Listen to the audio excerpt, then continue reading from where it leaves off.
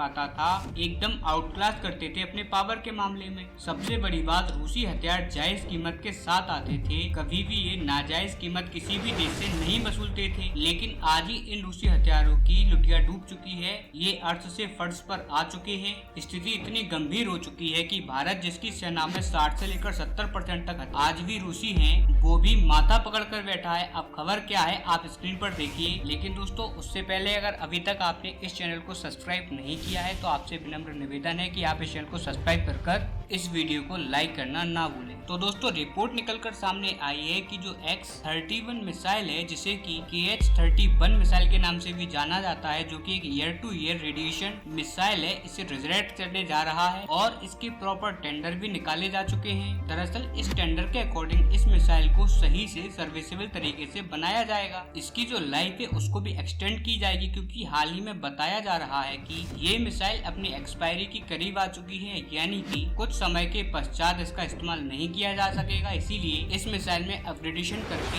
इस मिसाइल की लाइफ को एक्सटेंड करने की कोशिश की जाएगी, जिससे कि इसकी लाइफ कुछ सालों के लिए और बढ़ जाए। लेकिन अब आपका सोचना होगा कि यार इस बात में पूरी खबर क्या है, हमारी एक पुरानी मिसाइल होगी, अब वो एक्सपायर हो जाएगी, उसको फेंकने से अच्छा है, कूड़े में फेंकने से अच्छा है कि थोड़े बहुत पैसे लगाकर इसको और चला लो, क्या पता कहीं इसका इस्तेमाल ही पड़ जाए। लेकिन मैं आपको बता दूं कि ये कोई बड़ी बात नहीं है, ये तो नॉर्मल है, क्योंकि दुनिया की हर एक सेना करती है। समस्या ये है कि भारत ने ये मिसाइल 20, 30 या 25 साल पहले नहीं खरीदी, ना ही 25 साल पहले बनाई है। इस मिसाइल को तो 4 साल भी पूरे नहीं हुए अभी तक भारतीय सेना के अंदर। जी हाँ, ये सिर्फ 4 साल पुरानी मिसाइल है, जिसे कि हमने रूस से खरीदा है। रूस की सेना में से KH-31 या फिर नाटो में से AS-17 क्रिप्टोन के नाम से जाना जाता है। जी हाँ, इस मिसाइल को हमने 2019 में ऑर्डर कर रूस से खरीदा था और अभी तक 4 साल भी नहीं हुए और ये एक्सपायर के कगार पर पहुंच चुकी है। अब हमें पैसे लगाकर इसको पुनर्जीवित करना पड़ेगा। और आपको बता दूं कि ये मिसाइल कोई सस्ती मिसाइल नहीं है, ये बहुत महंगी मिसाइल है। अरबों रुपए इस पे हमने 4 साल पहले स्पेंड किए थे और आज स्थिति ये है कि आज हमको पुनर्जीवित करने के लिए इस मिसाइल को करोड़ों रुपए फिर से स्पेंड करने पड़ेंगे। और यहीं पर रूसी मिसाइलों पर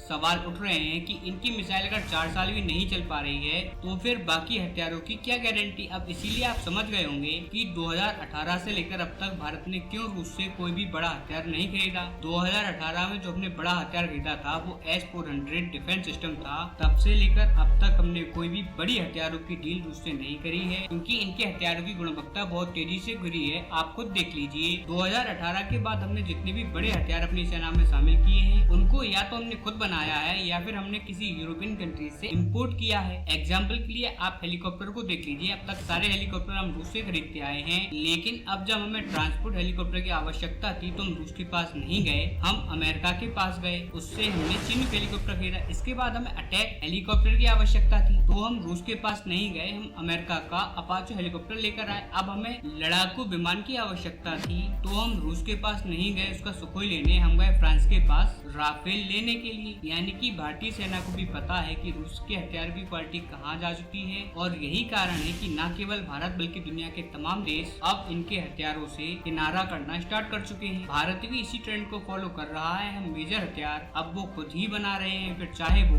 LCH यानी कि लाइट कॉम्पैक्ट हेलीकॉप्टर हो या फिर अन्य प्रकार के इक्विपमेंट हो। ये सब चीजें हम मेड इन इंडिया कर रहे हैं, या फिर जिनको हम नहीं बना पाते उन्हें हम क्वालिटी वेपन मेकर से खरीदते हैं। यानी कि हम अपनी सेना की गुणवत्ता को कम नहीं करना चाहते। हालांकि रूसी हथियार की इस चाइनीज पॉलिसी पर आपका क्या मानना है, आप हमें कमेंट कर जरूर बताएं। तब तक के लिए नमस्कार, मिलते हैं अगली वीडियो में।